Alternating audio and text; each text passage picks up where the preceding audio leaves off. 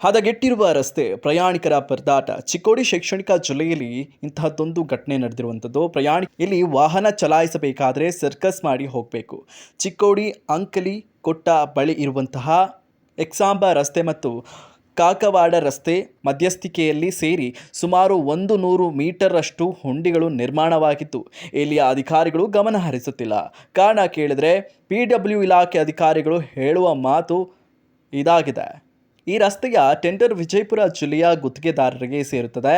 ಅವರೇ ಬಂದು ರಸ್ತೆ ದುರಸ್ತಿ ಮಾಡಬೇಕು, ಇದು ನಮಗೆ ಅನ್ವಯಿಸೋದಿಲ್ಲ ಎಂದು ಉಡಾಫೆ ಉತ್ತರವನ್ನ ನೀಡಿದ್ದಾರೆ. ಹಾಗಾದರೆ ಚಿಕ್ಕೋಡಿ ರಸ್ತೆ ಹೇಗೆ ಮಾಡಿದ್ರು ಅಥವಾ ಹಾಳಾದರೂ ಇಲ್ಲಿಯ ಅಧಿಕಾರಿಗಳಿಗೆ ಸಂಬಂಧವೇ ಇಲ್ವಾ ಎಂದು ಪ್ರಶ್ನೆ ಕಾಡುತ್ತೆ. ಇಲ್ಲಿ ಸಂಚರಿಸುತ್ತಿರುವ ಸಾವಿರಾರು ಪ್ರಯಾಣಿಕರ ಪಾಡು ಏನು? ಇದು ಸರಿ ಹೋಗುವುದೇ ಇಲ್ವಾ?